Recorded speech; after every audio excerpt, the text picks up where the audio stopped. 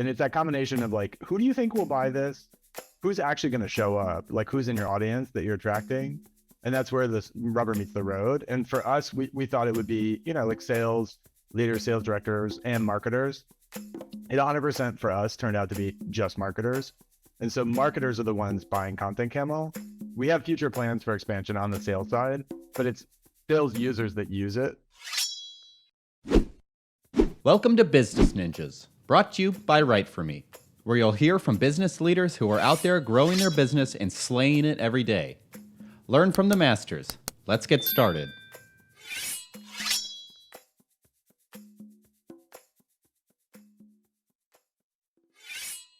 Hey everybody, this is Max Pittman from WriteForMe, and you're listening to another episode of the Business Ninjas podcast, where we meet the experts and executives who are making things happen, scaling their businesses.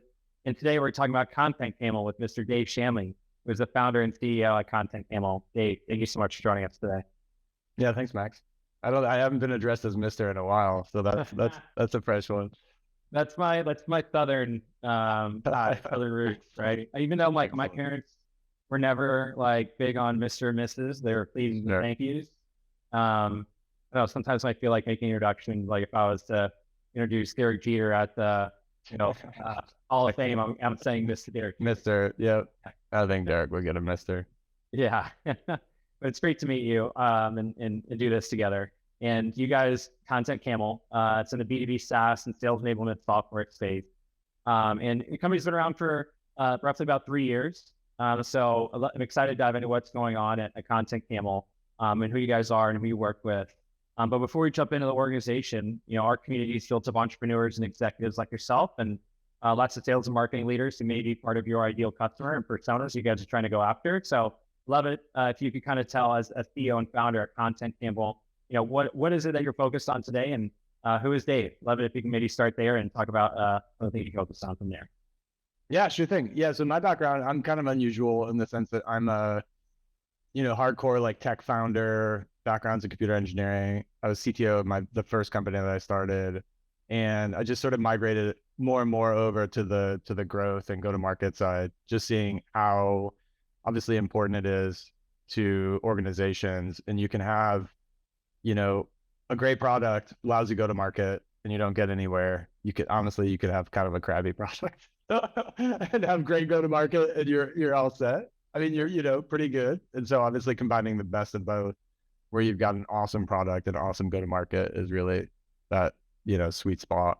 And so, so started a couple companies, and it was really, Content Camel came out of my last company where it was a data and analytics company that I sold, and I ended up in kind of like mid-market, 50 million ARR SaaS business that acquired us, and I was head of growth, and just really seeing the opportunities. The marketing team was pumping out great content, and the sales team was kind of frustrated. We were like very vertical selling on the sales side, and just sort of frustrated with like alignment there and things like that. And if you strip back everything, like what is the core foundation that the team, the whole go-to-market team really needs, and it is what content are you putting out, and how are you organizing and deploying that to prospects, and really enabling that, like, your prospects to buy. And I think as simple as that is to say, it's really tricky for teams to do that well. And so that's kind of where we saw the opportunity. So when I left where, that company through the acquisition, I had this kind of additional perspective on, hey, there's this foundational piece. And that was really the genesis for Content Camel. It's like really straightforward, kind of tactically, marketing and sales, collateral management software, sales enablement software. But can we do that in a different way that's disruptive to the status quo? Mm-hmm. Yeah, I love it. Thanks for the quick elevator pitch too there while you're at it.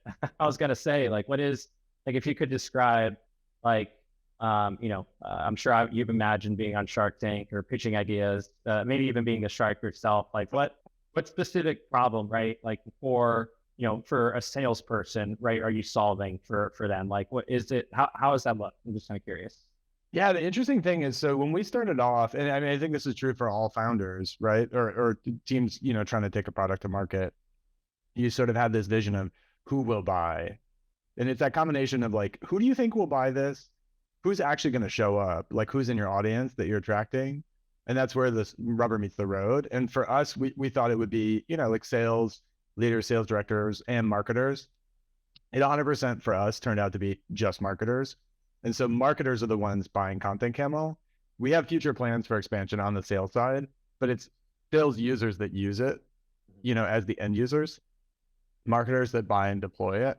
And, we start off right at the top, really transactionally, like in our sales deck and things like that. Like what we hear over and over and over again is the pain points of, hey, we basically, no matter what your size, you're probably managing your content, right? That great content that's field focused, like you're deploying and stuff like that. The finished products, right? That could be blog posts to white papers and PDFs and all that.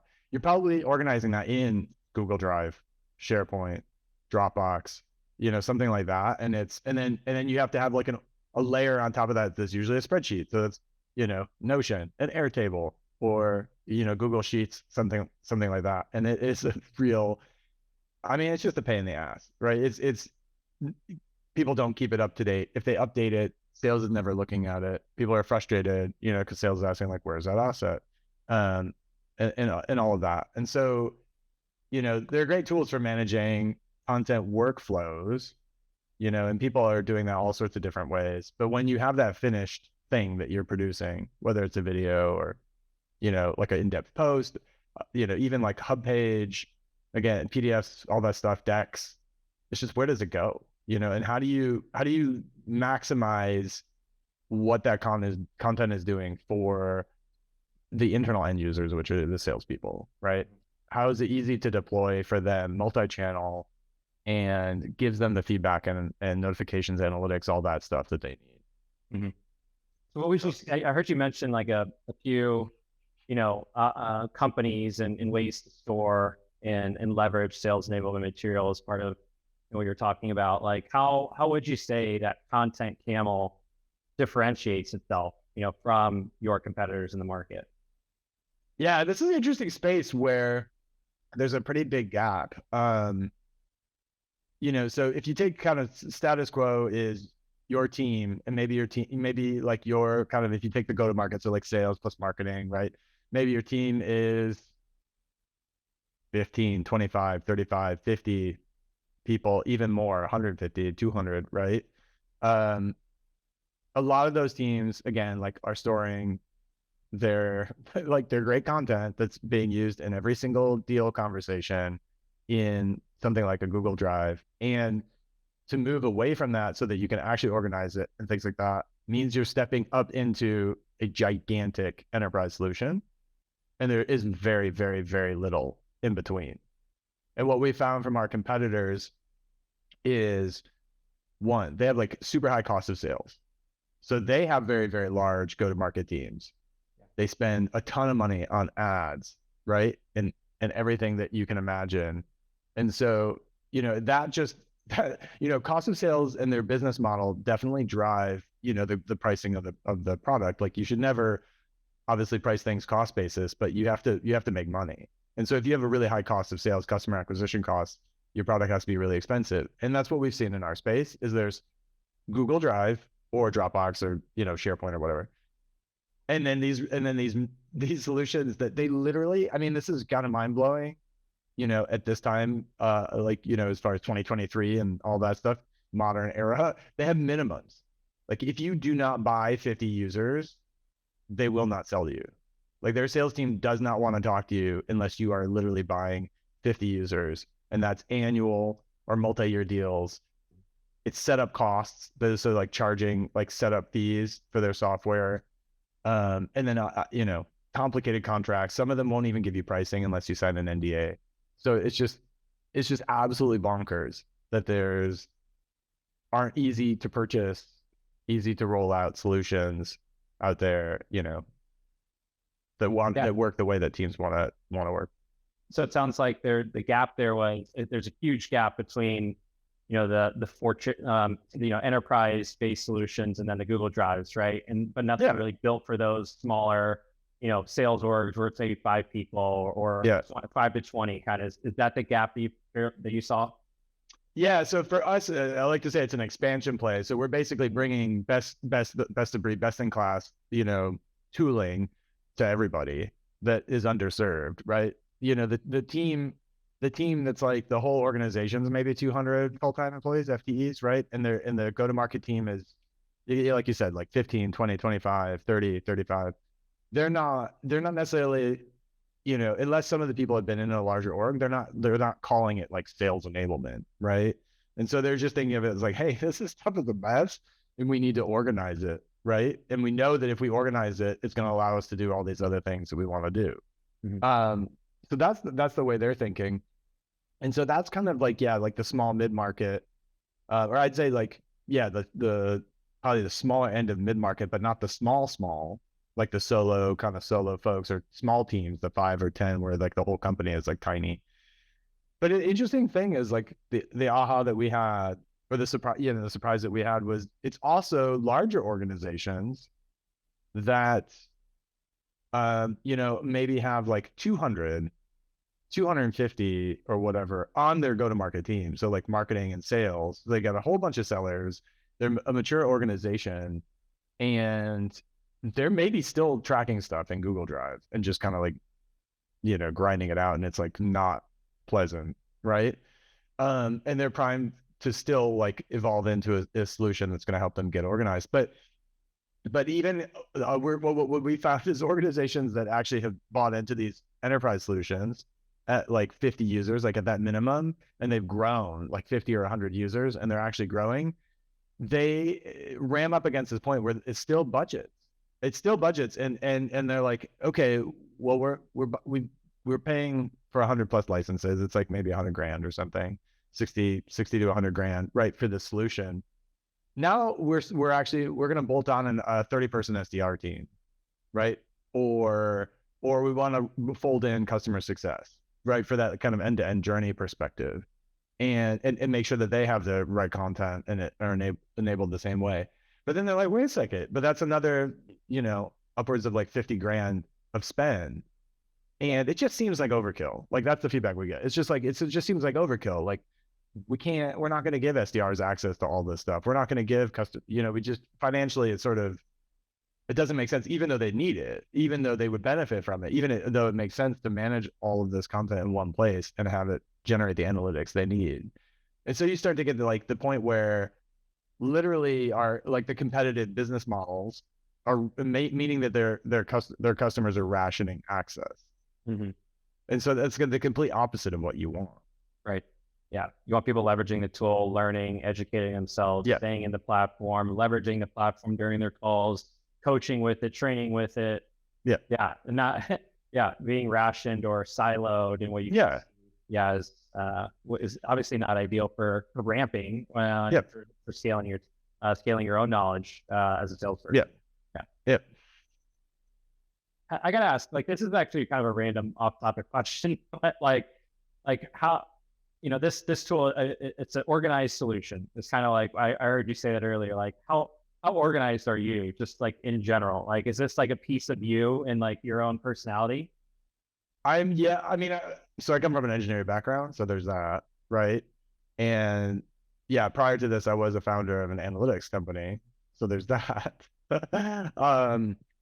And with one of my companies before that, we actually were, I bounced around from space to space, so which is maybe not the best recommendation from a founder perspective, but I actually had a company in the live event space. We had made mobile apps and like content and things like that. And so it was really critical that we helped our customers get organized, because they had, they would plan 9 months for a 2-day event. And it was like seriously the most stressful customer base that you could possibly imagine, high pressure. And so just like seeing that kind of progression in my career of just like, hey, helping people get organized and how that helps folks out. Yeah, for sure. Seems natural. Yeah. It seems pretty natural to get to where you are here today. Yeah, totally. And also like, honestly, thinking from like an analytics standpoint, I think we have a lot to offer and help marketers specifically with, you've got access to all this potential data. What are you actually making decisions around? How are you actually helping like what data is actually helping you get the job done, right? What are some of these? Yeah, what are some of the analytics that marketers have the ability to leverage? Yeah, so I mean, there's we used to, we talk about like vanity metrics and things like that. That's just like numbers for numbers sake, right? And if you think about like, on the website tracking stuff like visits or just sort of like these aggregate numbers that really don't tell you anything about who's showing up and what they're engaging with. On the content side, we very much provide insight into, okay, these are your top performing assets, right? Which is an interesting thing because it's definitely another aha for us is, marketers are running these campaigns like nurture campaigns, email like newsletters and blasts and stuff like that. And they have HubSpot and all this stuff in place, right? But then at the end of the quarter, they can't tell you what actually performed, inside those newsletters, inside all those like field facing blasts and stuff like that. All they can tell you is like click-through rate and open rate. Mm-hmm. Right. They don't have an aggregate, like let's step back and see, what are people actually engaging with? What are they viewing? What are they opening? What resonates, and how's that linking to deals? And there are very, very complex sort of enterprise solutions for that, but we also fit into that ecosystem where we can help you, right? If you're leveraging, we generate like links in our solution, and it's tied to all the organization that you put in anyway for your content. It gives you that visibility where you can step back and say like, okay, like our videos are performing really well and we thought they would, right? Yeah, so I think that's interesting. But then, in the sort of death by 1,000 analytics, like people want to do, in a lot of cases, people ask for, well, I want like page level tracking. I want to know how like dwell time on pages. And you're just like, really? You're sort of, you're coming from a place where you have no analytics at all, but you think like dwell time on a page is going to, be this like amazing sort of enlightening thing. And in reality is for most of your assets, it's not the place to focus.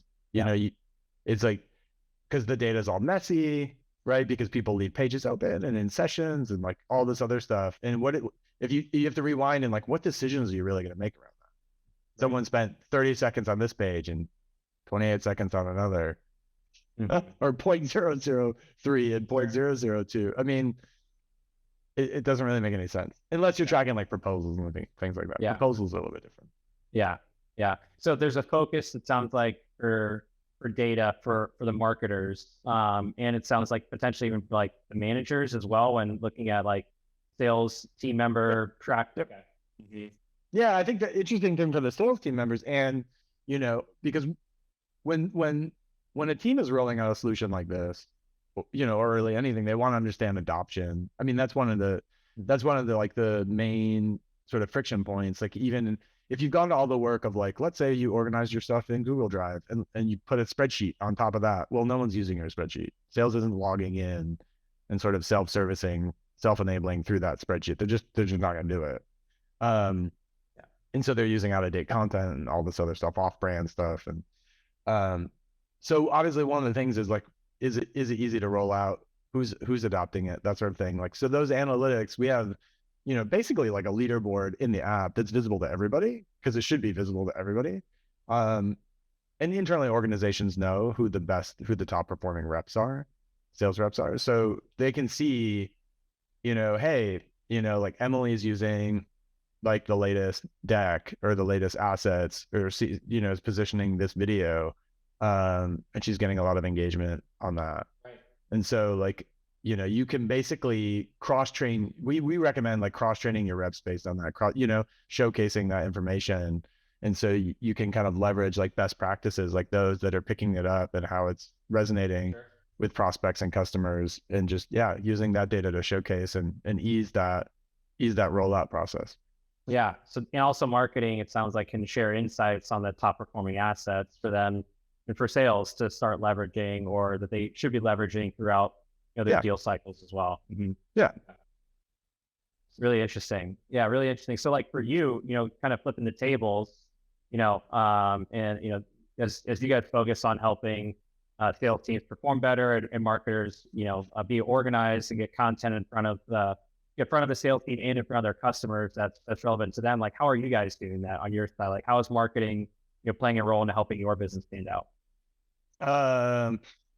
All of the ways. I mean, I think, we focus a lot on like written content. We haven't actually leveraged video a ton. That's an area of opportunity for us. But I mean, we use our own solution internally, and so it's making sure that it's all in there, it's organized, like leveraging it, right? So we, when we're engaging with prospects and customers, we have obviously a really easy way to share bundles of content, Sure. and then timely follow up based on that, because we're getting the engagement notifications. So it's definitely, we're able to take advantage of it. I mean, it is nice, not all companies are in a position where the users, like the main users, are, the same people kind of inside the company. So that was an intentional choice in building this company for me, was I wanted something that we would actually use ourselves a lot. I love that, it's drink your own champagne versus like dog food, right? This story of like, your own, the ways that you leverage the tool and what you guys do internally, and telling that side of the story to make some of those correlations to the people you guys are talking to, and the process to what they're experiencing, and telling that pieces of the puzzle that's like where that's where I love storytelling. It's like all the successes that I have using this, and how this might translate to the customer too. So kind of what I'm hearing is like, there's a focus for you guys in telling that story on calls. And also I'm assuming, there's a focus too for you guys writing the content about like the challenges that your prospects are having, potentially even like down funnel versus, content, right? Is that would you say your focus is for written content? Yeah, 100%. Yeah. So the really interesting thing, and I see this with founders that are trying to figure out go-to-market, and they know that they should create content, right? I mean, that's a known. But they immediately think like top of funnel, because they want to cast a wide net. But it's kind of counterintuitive, and it's in reverse, actually. Like, you want to start, you don't want to start top of funnel. You want to start way down funnel, where people are like triggered and have the pain, and so that you can refine your audience and really figure out, like, are we speaking to the right people and offering the right thing, rather than all of the variables that happen at the top of the funnel, and trying to take them on the whole journey where it's not adjacent. And so it's really interesting to kind of flip that strategy and like really nail the down funnel stuff. Yes, lower volumes, but there should, if you don't have enough down funnel targets, you don't have enough for your business, period. So there should be plenty. And then taking out some of those kind of wild variables as you build a business. So that's exactly what we've done. We figured out like the triggers, and we're constantly thinking about, from a content perspective, who our audience, I mean, we know our audience is marketers, and we know that the kind of scope of the organizations and things like that, but like at what point are they facing this challenge, right? Like, and it's, there are definitely some like very clear triggers, like you're new in your role, right? Like you've just been hired as director of marketing, VP of marketing, or head of content, even inside of an organization. You walk in 3 to 6 months down the road, that it's okay. This is a mess. This is like a mess. We're executing from a production standpoint, but we're not doing enough with the content. Nobody's picking it up, and we don't know anything. Haven't done the audit. Don't know where stuff is. The stuff keeps coming out of the woodwork. I keep seeing old assets, right? That's definitely like a very clear trigger of you'll talk to us.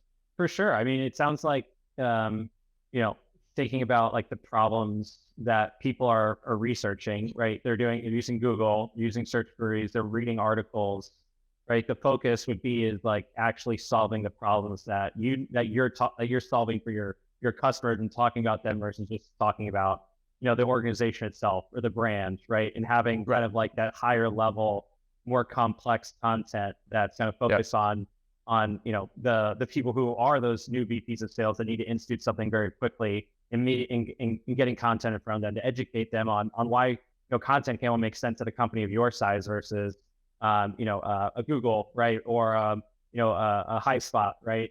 Like why those would make sense there, but maybe for you it makes sense here, right? Yep. So it makes a lot. Yeah, I got you, right? That bottom of the funnel approach is meeting people where they are, but because it also drives meaningful traffic. It means you're not just getting people to your website just to get them there. It means you're getting the right people that need a specific solution or are actively researching. You want to meet them where they are in that research process. Yep. So if you're like doing this, education, like how are you thinking about like your own growth, right? How's the company growing and scaling as of today? Yeah. So, I mean, there's a lot of opportunity. It's very much sort of, we're thinking about it strategically in phases, in the sense of where, different like organizations exist at different life cycles, like if you're just been bought by private equity, you're kind of like at the extraction phase of like, how can you squeeze and optimize every single system, right? And have like, that's one, like a different strategy than, we're still kind of like early stage young company. So very much focused on the kind of acquisition side of, growth. And so how can we meet the market in that audience, like where they are? Like we very much, the messaging is there. We have lots of customers, given our kind of age and size, I guess. And so how can we just let people know that we exist here, because they have the pain points, and it's very like pain oriented messaging, and it's very transactional. And so it's mostly just brainstorming constantly about like, channels and where can we reach folks, where are folks hanging out,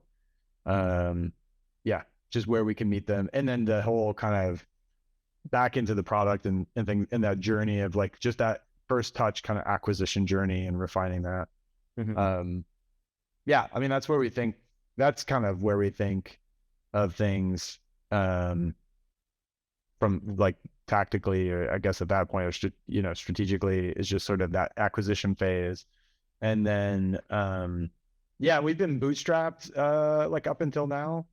And so, there's definitely, I've done the both like bootstrapping and funding, for previous companies, like bootstrap to funded, and then funded initially. And this is definitely like, with this one, I wanted to really only get to the phase, like space where we were funding growth, like where if we were going to inject a ton of capital into the business, it was just for growth.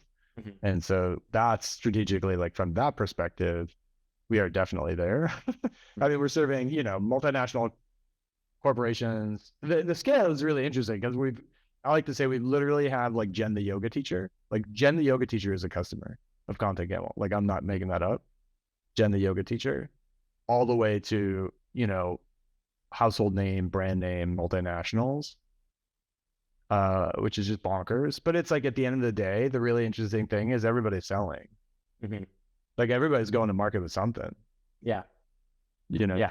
100%. I mean, at this day and age, I hate to steal a quote from Gary Vee, but it's more true than ever, right? If you're not creating or producing any content, you're not going to exist.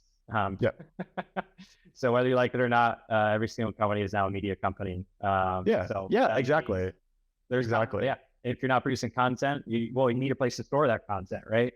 And I actually have like the interesting thing is, from like a founder perspective, it's definitely time for people to sort of flip their process. It's, I have like a whole thesis about this, but you should basically be creating content and aggregating an audience first. And if you actually step back and look at the opportunity space, a lot of founders, like even if they're not technical founders, they jump to product and they use their product as a vehicle. Like they use their product as the vehicle to,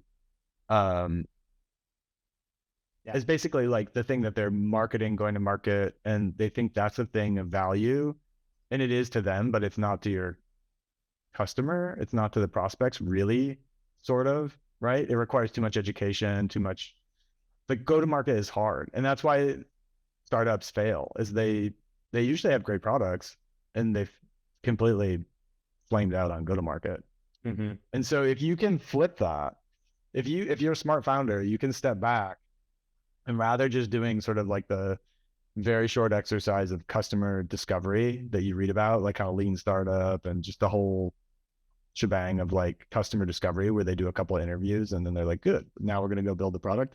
If you actually flipped it and instead of hiring whatever, getting funding and hiring 10 developers or something, if you actually got funding and hired 10 marketers, like, Yeah. you know what I mean? And built an audience and a following that was aligned with the pains that you were going to solve via the product. That would be like a much better hedge on your success. That's super helpful, like founder advice, to be honest, Dave. Like that's usually like to leave the floor open at the end to see like what kind of advice do you have? Like anything else you would like to add to that? Most people will ignore that advice. But it's true, and it's like never too late. Like it's never too late to do that. If that, if that makes sense. Like I talk to teams, founders that are trying to figure out go to market all the time, and it's like you should be able to curate and aggregate up your audience, like whoever you think that is, and hopefully, and you're basically testing if that's right. Sure. You should be able to do that without your product. Yeah.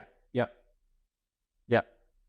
What's the reception? Pump out outbound, capture interest in those ideal clients, leverage content in the process of doing that. Seriously, like content can be like good content. Yeah. Is absolutely a proxy for whatever product you're doing. Sure. And you could come up, you literally like brainstorm all the ways, you know what I mean? Like if I'm Nike back in the day, right? Nike before Nike existed, right? If it's like the promise of like, he was like involved in the running scene, right? Track and all that stuff. Like if you had something to say from like a coaching perspective on like running and could deliver that to folks and talk about that and gather that audience up that way. Well, you could do that. That's a lot cheaper than building a shoe. Yeah. Right. And so why not do that? Essentially he had a built-in audience because it was already embedded in that ecosystem, but that's essentially what you want to do. You want to become embedded in that ecosystem, therefore that you can inject and solve the pains, right, of that ecosystem. Yeah. And continue to like educate and sell more at the same time. Right. Yeah. The interesting thing is not education. You can't convince anybody of anything. I think education is interesting because that's where people misunderstand and kind of go off the path into the weeds. It's what's really education and what you're really doing is re-triggering people of the pains they have. And that's kind of like an interesting like mix up of that concept. It's if you're trying to educate somebody about something, they're not going to convert. Like that pure education play, like in informing, it has to be coupled with what you're really doing is reshuffling their priorities. And you're looking for the folks that it's already on their list. Yeah. Right. You're just, from your perspective in growth and business, like you just need to bump it up to number one. Right. And so what does it take to bump something up on someone's list? Like when we talk to folks, they absolutely have had pain points around organizing content. Sales teams are like, have definitely complained to them. Like, I can't find this thing. Marketers are definitely frustrated. They get like Slack messages and like, where's that latest deck? And it exists. And hey, I told you about it at the beginning of the week in this digest email that I wrote and all this other stuff. Right. And so they've had that pain point. And maybe like the sort of pinnacle of that pain point was 3 months ago. Or 6 months ago, or even a year ago. And it's sort of subsumed by all the other priorities that they have. And so what we do coming in is just like, we just want to reshuffle those priorities. So what does that take? It takes triggering you.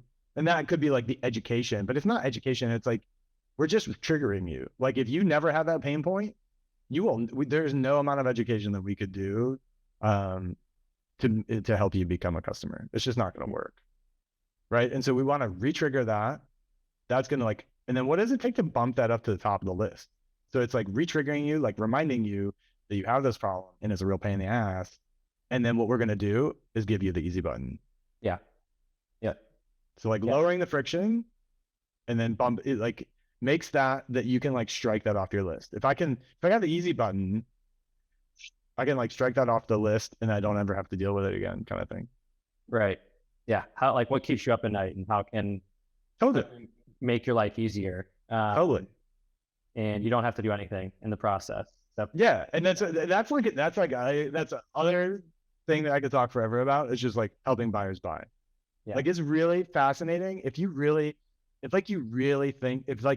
do an analysis on kind of all, and including our site's not that great with respect to this. So we've got work to do, but, I mean, take like the biggest companies in the world and companies that you would think would be absolutely kick-ass, models of product-led growth and self-service or whatever, right? They do an absolutely terrible job, like helping buyers buy. And there's a lot of room for improvement. Mm-hmm. The one I like to talk about, is like MailChimp, right? Everybody knows MailChimp. It's super, a lot of people use it.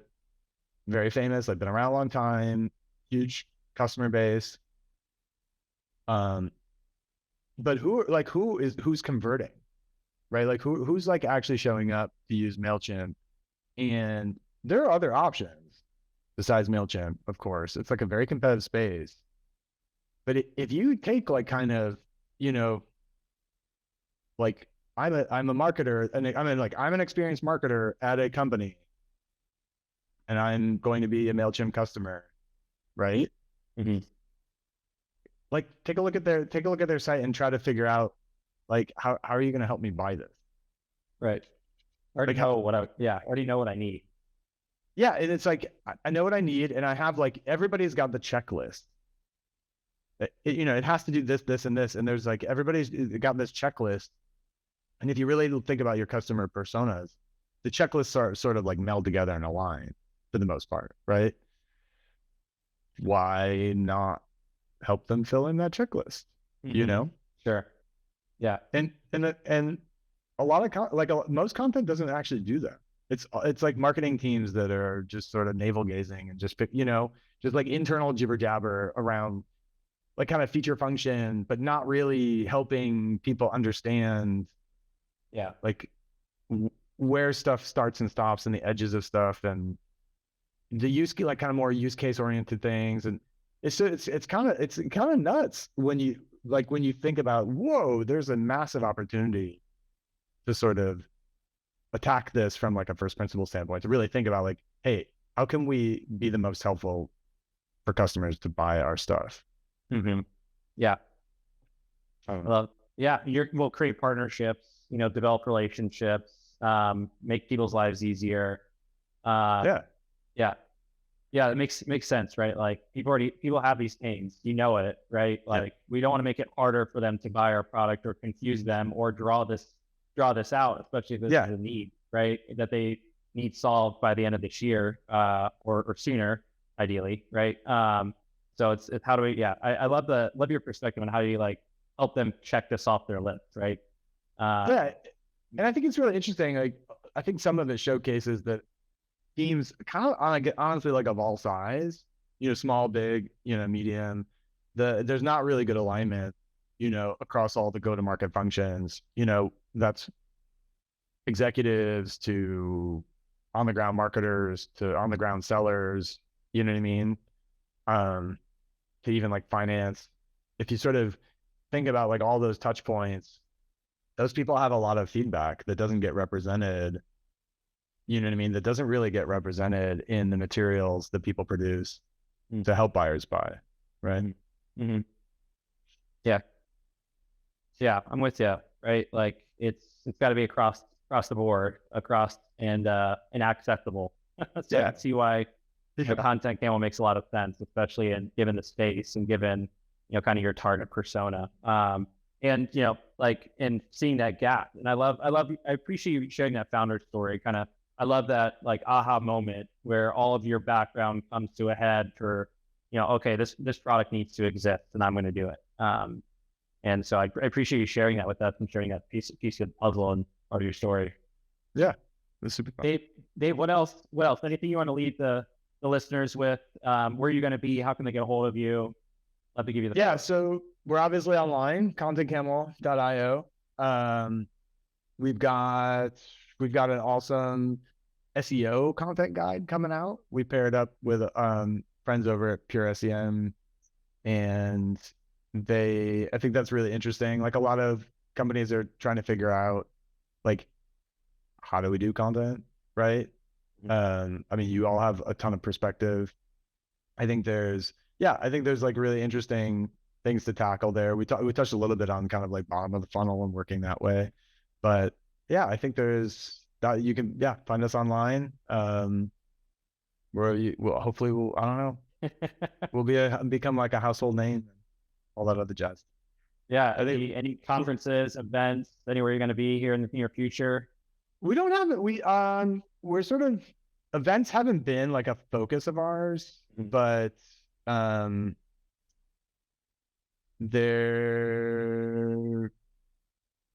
will be ultimately scaling up to some events.